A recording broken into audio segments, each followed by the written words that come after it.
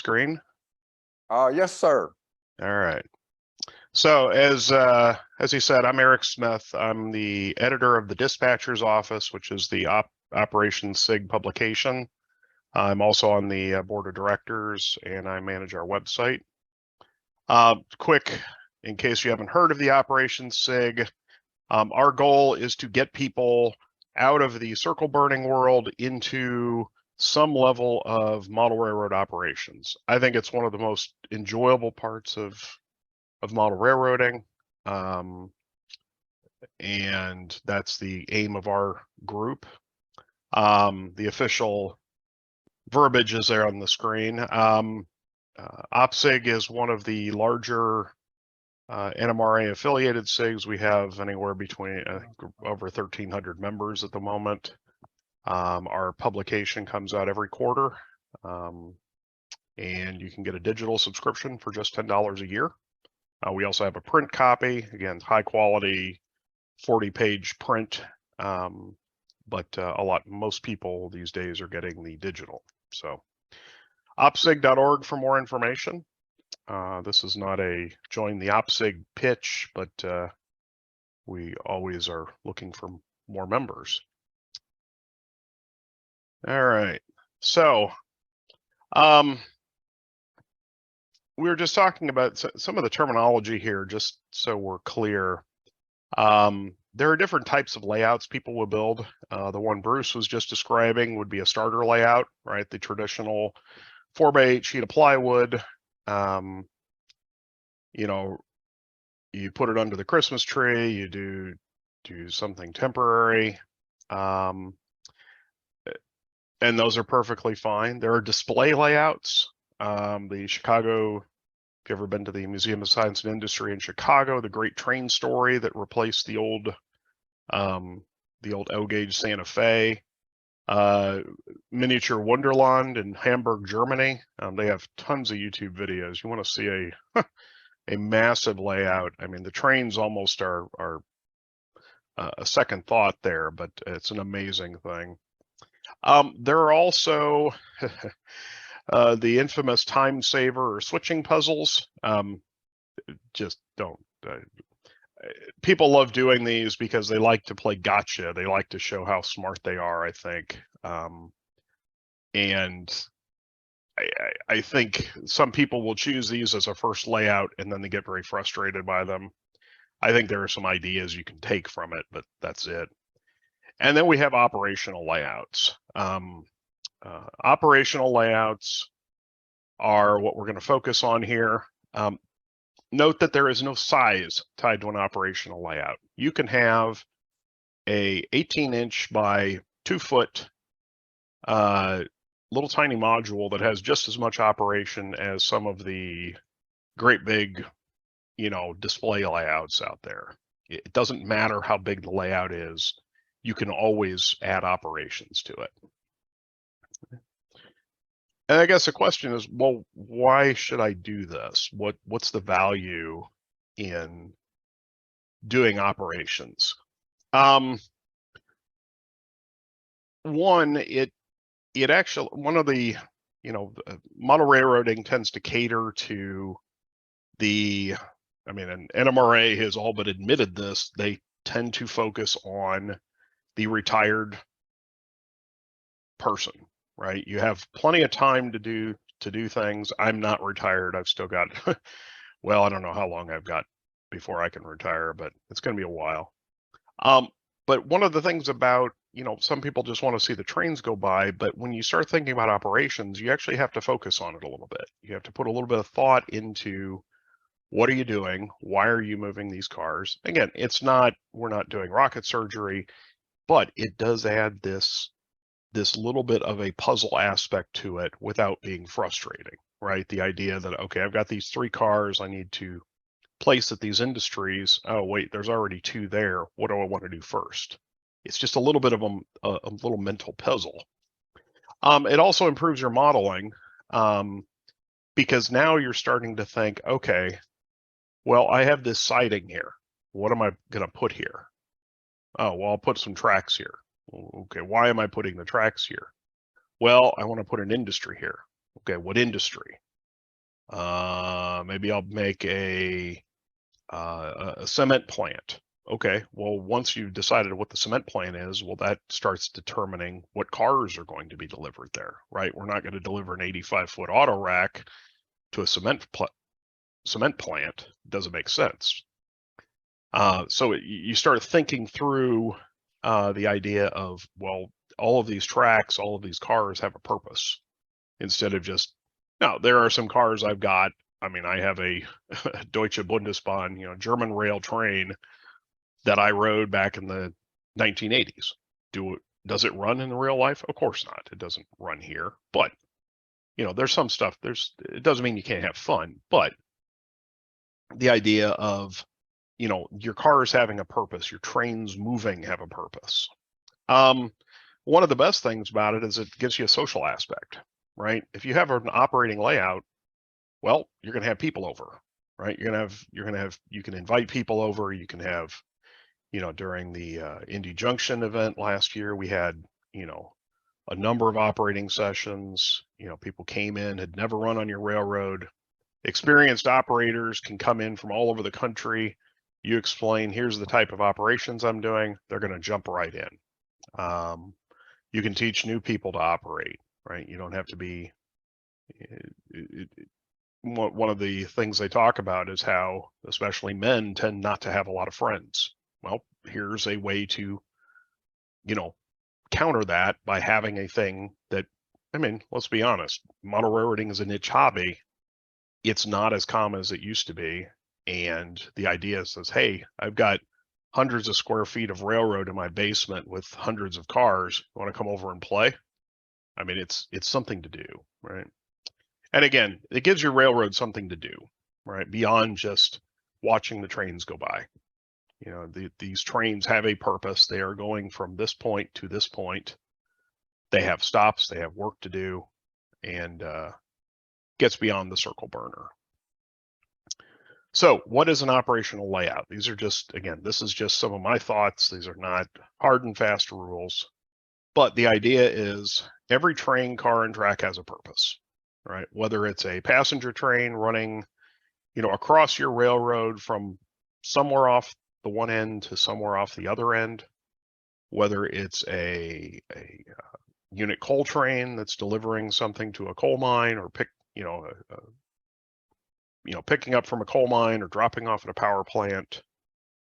Everything has a purpose. Operations are intentional. There is a set of rules. Now, what rules you use, that's entirely up to you. We'll get into some of the options. You can make this as simple or as complex as you want. I have been on some incredibly complicated operational layouts, and I've been on some fairly simple ones. As we said at the beginning, this can work with any scale.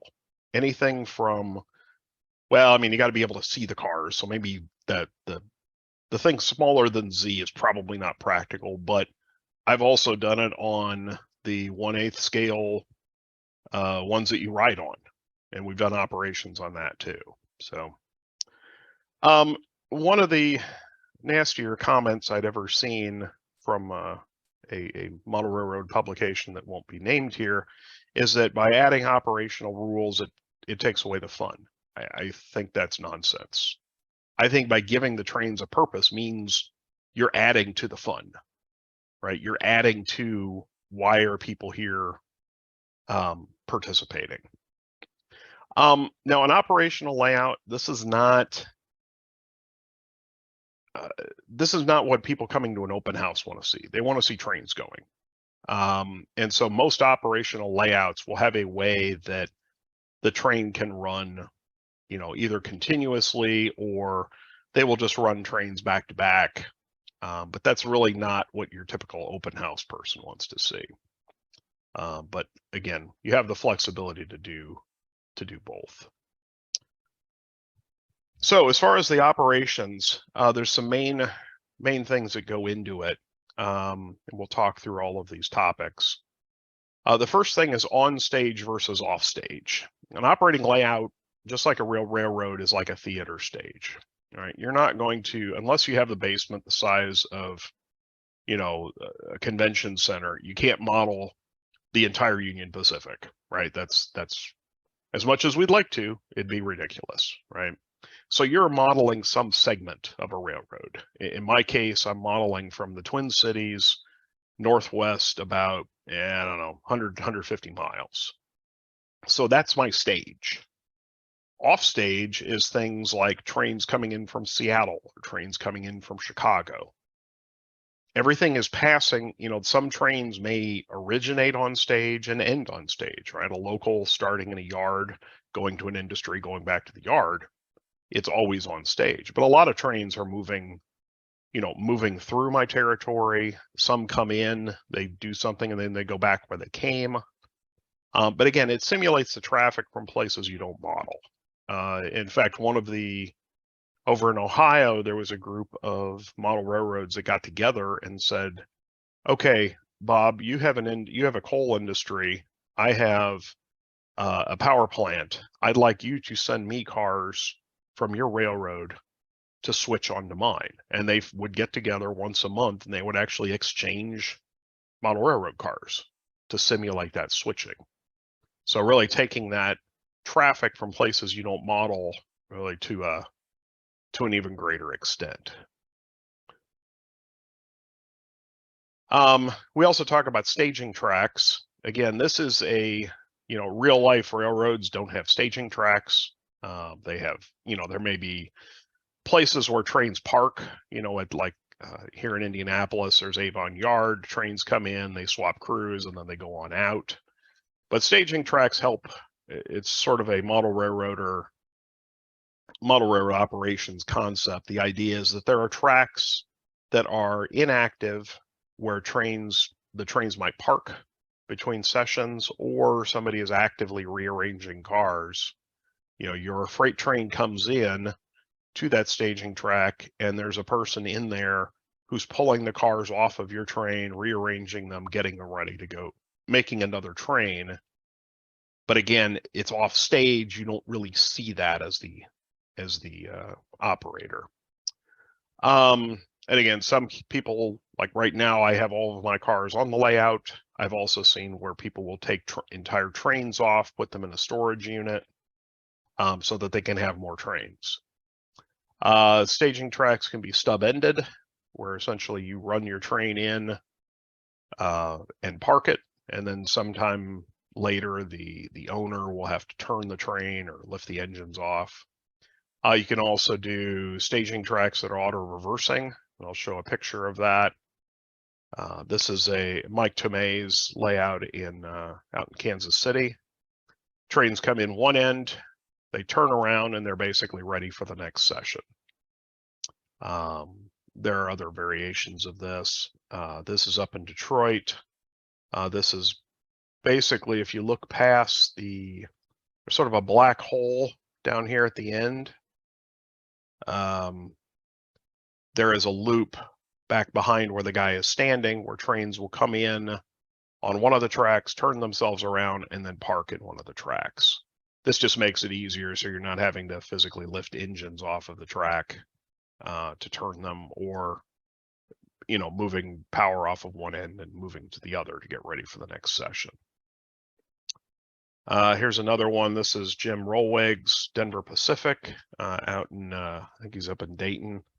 This was a stub-ended one, very large yard.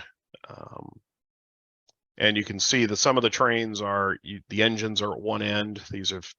I don't remember which direction I took this photo from, but the engines towards the left of the photo are ready to go out. The ones where you see cabooses are trains that have come in during the session. Okay. Again, those are staging tracks. One of the other parts of an operational layout is some sort of traffic control. In the real world, and this sounds stupid, trains don't move without permission. If they do, somebody's probably going to get in trouble. Now, there are places where you're in what's called dark territory, where the dispatcher doesn't see you, but there's still a rule for your train to enter that territory.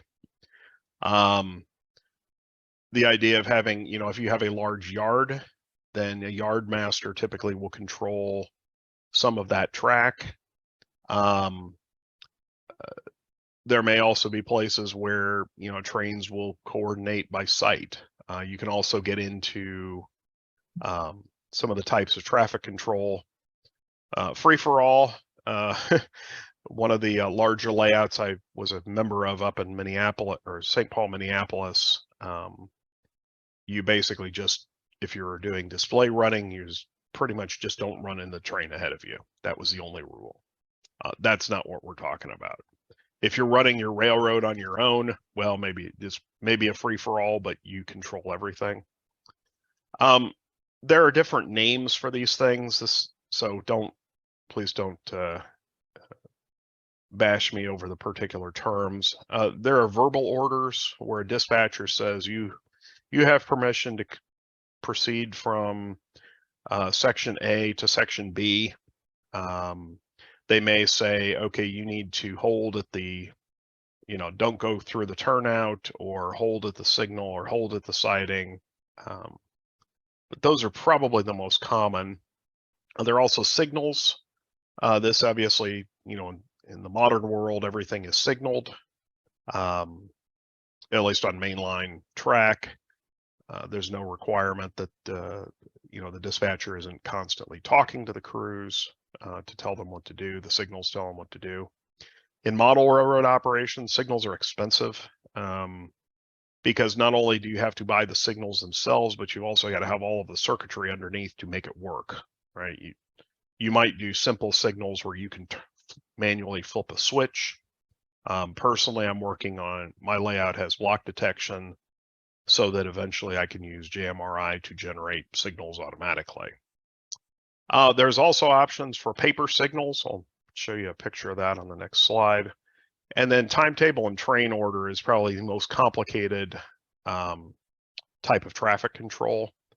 Timetable and train order was common prior to widespread availability of signals. So you're talking probably 40s and 50s, 1940s, 1950s. It's challenging to do if you've never done it, but it is definitely not for the faint of heart. We do a lot of coverage of timetables and train orders. We have a groups.io list where they talk a lot about timetable and train order. I know how to do it. In my case, I am modeling modern operations, so I will be sticking with signals. This was an article in the April 2017 issue of Model Railroader talking about paper signals. And I actually ran on Bruce's layout before he tore it down a few years ago, where we used these. And it was a very clever system. The dispatcher simply walked around and put the signals into the boxes. And we followed those signals. It was very clever. So for verbal orders, often the dispatcher will keep track of the trains on a whiteboard or a magnetic board that shows the entire track plan, and the dispatcher may communicate with a radio, or just yelling at them. This is Larry Hickman's layout up in near Toledo. He has it's a magnet board, and he's actually upstairs from where all the layout crews. So I believe they had a simple phone system where people would call in and get the information, get their orders. This was Mike Finkler's layout in Toledo. Again, small magnet board. And again, he was in a separate room. I don't remember if it was radios or phones. This was Chip Cole's tracking board. It was actually done in Excel. So he would simply grab these boxes and move them around on the layout diagram here. So he keep track of where things were at. This was radio, since he was modeling modern. So lots of different ways to do that, to keep track. JMRI Operations Pro, you can draw a layout and then put little boxes and drag them all over the screen. It's very easy to do. If you are doing any sort of radio communications, or if you go with the phone, there's still it adds to the realism. In my case, I'm when I get to the point of running sessions, the dispatcher is actually going to sit on the main floor in my office because I've got more monitors as opposed to everybody running downstairs. So there will be radio communications between the dispatcher and the basement. There are also people doing operating sessions over Zoom using a number of remote technologies where your dispatcher may be in California, and through various remote access technologies, they're watching and controlling the JMRI board, maybe watching cameras, and you're communicating with them over using like a IP phone or something like that. But again, this just adds to that simulation. You can use earpieces to cut down the background noise. And again, depending on how complicated your railroad is, you might have different channels to say, okay, well, this is the main dispatch channel. There's a separate channel to talk to each yard and so on. All right, so we talked about this is probably the biggest thing about operations is moving freight. Right? We have passengers, we have those other things, but the bulk of what we're doing is freight. That's where it gets the most interesting. And again, cars move with a purpose, right? The trains are not, they're not just going to haul cars around for the fun of it. The car is going from one place or another. There is a reason for it to go. And just like we have, railroads have a mix of train types. There are lots of unit trains, right? You pick your favorite commodity. Lots of coal, oil trains, potash, corn. You know, a sort of grain where you get those. Was it BNSF has their brown the earthworms they call them because all the cars are brown. These things just snaking across the Great Plains. Intermodal, obviously. Intermodal trains are typically separate from everybody else because they're high priority, but they don't all look the same because of the containers. You know, you get that variety of colors of the containers. You also have manifest, well, what I'm calling a manifest freight train. This is basically mixed freight moving between yards. These have more stops than the unit trains do. And then locals typically are moving between, you know, like a yard and the industries in some area. And again, everybody has a different term for that. Peddlers, you know, whatever. This is how I'm describing them. So each freight car goes through a cycle. And if you really want a great, highly detailed version of this, Eric Heiser has been writing a series on transportation based on the Santa Fe within the OPSIG magazine for, I think he's up to part 19 now, talking about this in great detail, including all of the paperwork and everything. But we're going to keep this simple. So at some point, we've got an empty car. Some industry requests an empty car, right? I've got my furniture company. I need a car to ship some stuff. And I say, well, I need a 60-foot boxcar. The railroad, you know, obviously a lot through the web these days, that car is going to arrive at my facility at some point. I take care of loading that car. At some point after that, you know, either I tell the railroad or they come back, that car has picked up the industry and is moved to the load's destination. Now, that may be across town, which probably is impractical, but let's say it, you know, maybe it's cheaper to do it by rail or it's impractical to do by a truck. That car is going to get moved to the load's destination, get unloaded, and then that empty car is going to either go back to a yard or the railroad will pick it up and take it to somebody else who needs it. It just depends on lots of things that we're not going to even talk about. Now, on a model railroad layout, this is how the cycles kind of apply. You may load or unload the car on the layout and then take it off stage. You may have a supplying industry and a consuming industry on the layout, and so that car remains on stage. Or you may have, I mean, I have intermodal trains that are simulating traffic from, Seattle to Chicago. Well, they don't even stop. They just go, they run through my main line. Obviously, they follow the signals, but there's no work for them. They keep right on moving. And again, as far as what you do, it's all entirely up to you. Whether you want to have every train, I would say you need a mix, because if every train runs through without any work, well, that's going to get really old and very boring.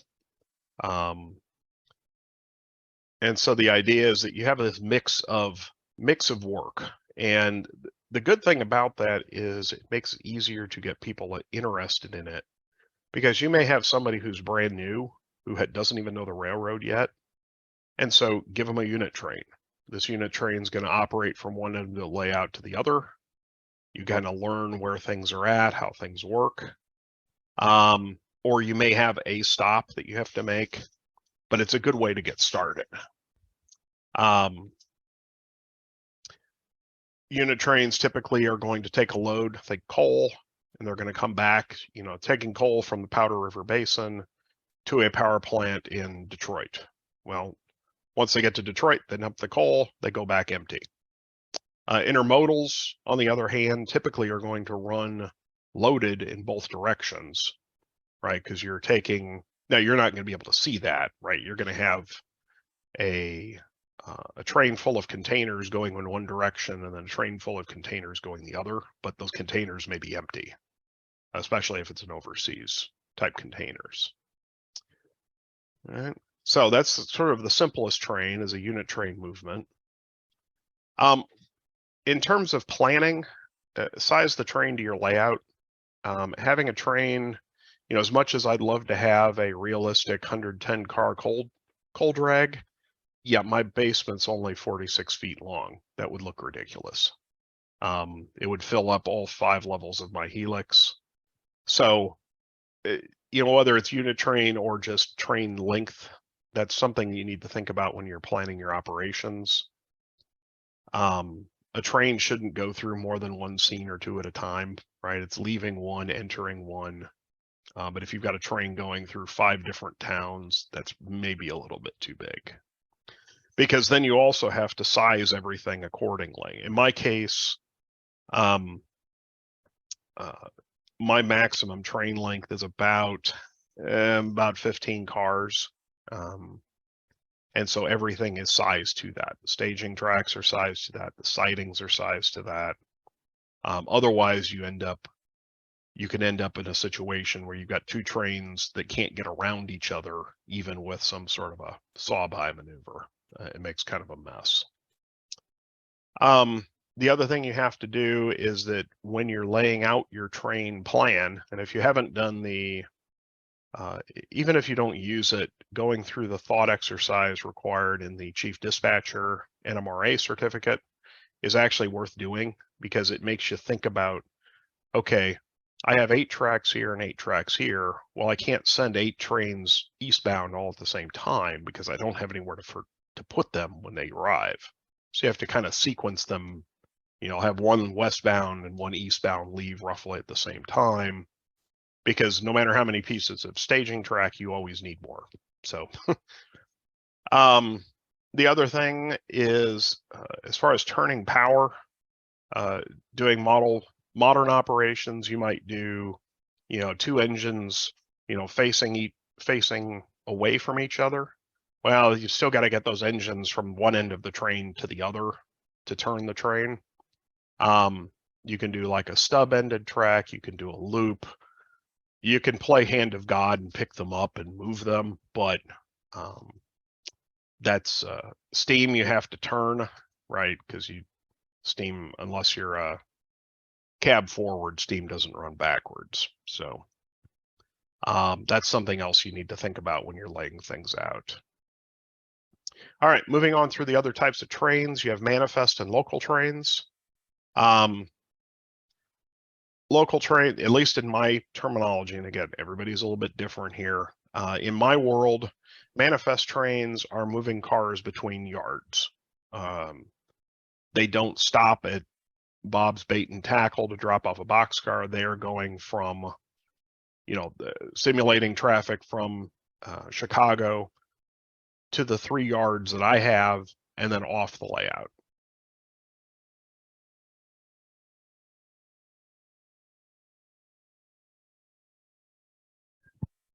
Can you still hear me? My microphone kicked out. Okay, I got a thumbs up there. Okay.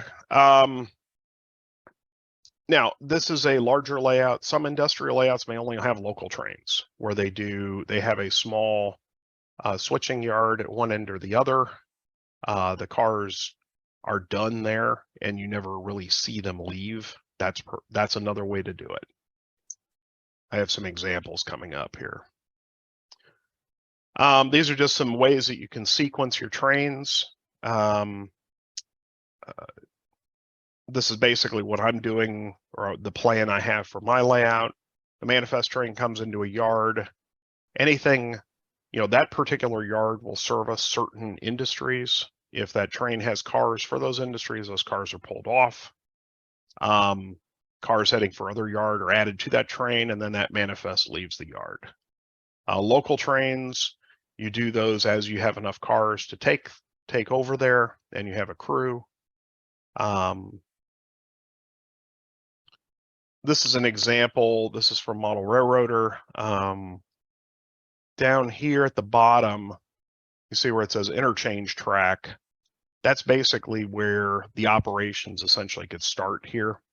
You drop some of the cars there, simulating that a train has dropped them off.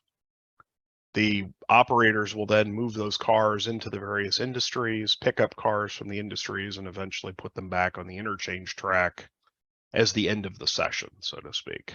So, like I said, even with a this is what, maybe 8 by 8, 16 feet of length, roughly, you can still do an awful lot of operations. I count a whole bunch of car spots on that layout.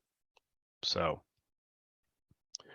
as far as how to deal with train cars, there are lots of different options. I can't even go into all of them. There's the traditional, and we'll walk through them. But if you're just looking to get started, you could just do a simple exchange system, meaning there are 2 cars on the track. Okay, pick those up, leave 2 there. Oh, there's 1 car. Okay, pick up 1 car, drop off 1 car. The large scale layout that I got to operate on up in Michigan did this. If there were 2 cars, okay, you took their 2 cars and you left 2 from your own train if you had them. It was very simple and it worked just fine. And again, it's the idea of, you're not trying to make it less fun. You're trying to give the trains a purpose. Provide some simple little rule to get you to simulate traffic. That's all we're doing. This system, there's no paperwork other than just an instruction sheet. There's no restaging after the session. You just keep running. And again, it's good for beginners. You don't really care about car numbers, car types, unloaded, loaded status. You're just doing a simple swap. Another system that I'm actually using is what's called a car order. This actually works real nicely for small scale or small size layouts like N-gauge, where it makes it harder to read the numbers. And then in turn to renumber those cars so that they're all unique. This one focuses on car types. So for instance, the car order is to deliver a 40-foot boxcar to Allegheny Milling at spot 2. We don't care about anything other than just knowing it's a 40-foot boxcar. That makes it very easy to pick those out. And then once you've delivered it, at some point the card is turned over, and then the next train will pick up this car and take it to Harrisburg. So, like I said, this is the system I'm using. There's a number of layouts around here that are using it, some up in Michigan.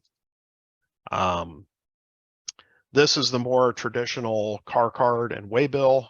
If you can see the slide here, we have a tank car that is going to Ashland, Oregon engine facility. It came from Terminal 4, Oregon, Consolidated Petroleum. This is on step 1. Once that car is delivered, that card is flipped over to step 2. And so possibly this is a petroleum car going to an engine facility. It's going to be an empty car once it's done. And so that empty car will go to some other industry on the layout. In this case, the waybill has the photo on it. You might see that, so not everybody does the photos. You can also have, so this is considered a 4-cycle waybill. There are also 2-cycle waybills. There are all sorts of variations of this. You can buy these cards pre-made from Micromark if you don't want to make them yourself. This is probably the most paperwork because you've got to build a card for every car. You need to create the waybills. The OPSIG has a huge industry database of loads and things that can be used to make waybills. The other thing that you have to do in all of these systems is a reconciliation process to make sure that when at the end of the session, all of the car cards are with their cars in the proper places. The car order system, you have the same thing. You do need to make sure that things are where they're supposed to be. But that doesn't, again, unless you have a Bruce Chubb size layout, that doesn't take a terribly long time. So Operations Pro from JMRI is one of the more popular systems these days. This generates switch lists, and as you go through the session, it's essentially dynamic to say, okay, this train has arrived at this yard. Then the system knows that, okay, these cars are now available for me to use. There was a how-to article in the October 2020 dispatcher's office. There are lots of tutorials on it. You can end up with, again, just like any system, there's still a reconciliation process. You know, if there's no car there that you're supposed to pick up, there can be minor issues. You do have to put every car, industry spot, and train into the computer.